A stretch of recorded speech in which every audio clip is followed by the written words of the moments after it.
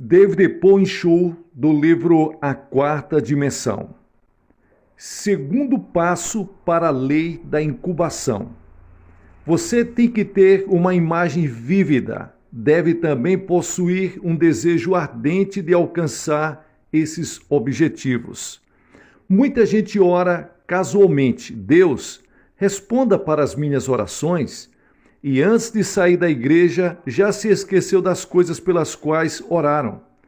Esse tipo de atitude jamais trará a fé nem a resposta de Deus.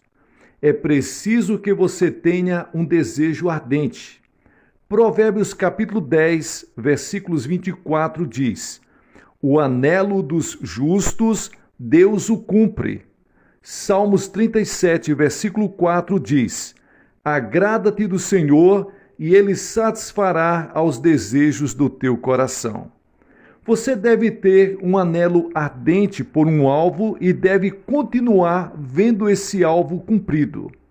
Quando comecei meu ministério em 1958, tinha um desejo ardente em minha alma. Uma meta ardente de construir a maior igreja da Coreia. Esse desejo queimava dentro de mim tanto que eu vivia com ele, dormia com ele e andava com ele. Agora, depois de 20 anos, ouço dizer que minha igreja é a maior igreja do mundo. É preciso que a pessoa tenha esse anelo ardente no coração.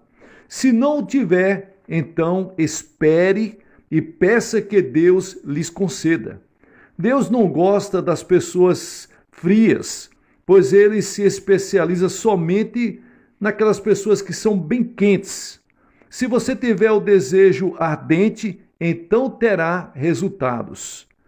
Terceiro lugar, para que a incubação venha realmente a trazer os seus efeitos na lei da fé.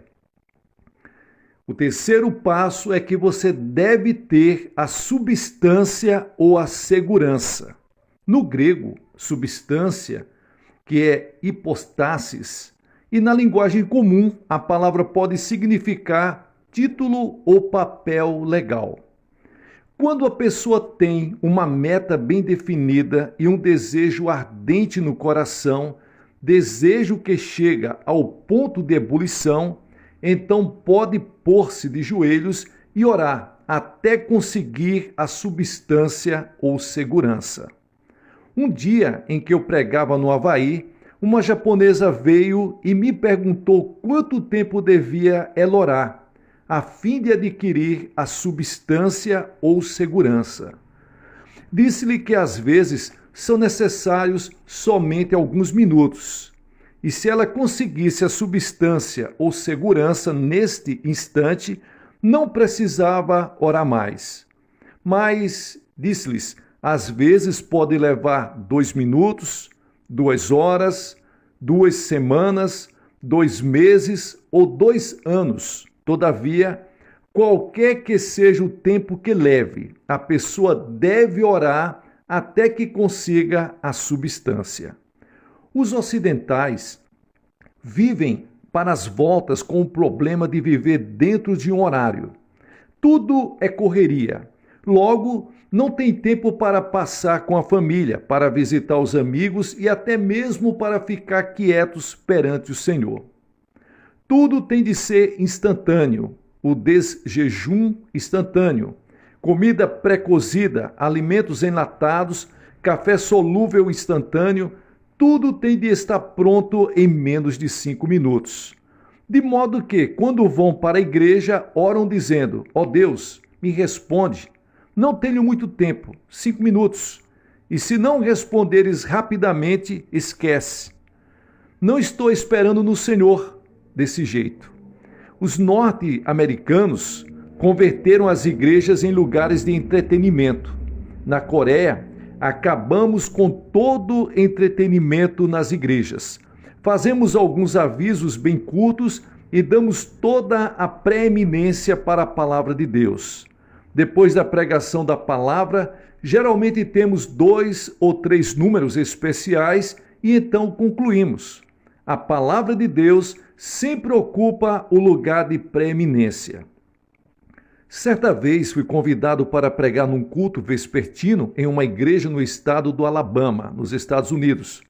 O culto começava às 7 horas da noite e com anúncios, cânticos e números especiais foram gastas mais ou menos 2 horas. Eu já estava quase dormindo na plataforma. As pessoas também já estavam começando a ficar cansadas. O pastor veio a mim e disse: pregue somente 10 minutos esta noite, porque temos um magnífico programa de televisão e gostaríamos que você pregasse somente 10 minutos. Eu tinha vindo da Coreia, convidado por eles para falar-lhes somente 10 minutos.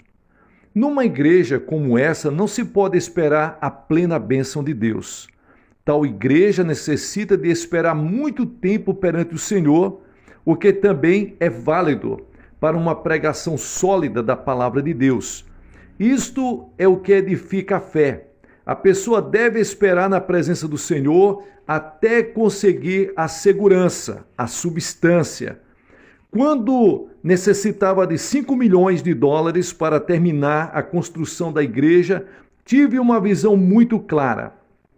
Uma meta bem visível e um desejo muito ardente de ter pronta essa igreja, com lugares para 10 mil pessoas. Mas meu coração estava cheio de medo, estava trêmulo, assustado e não tinha nenhuma segurança.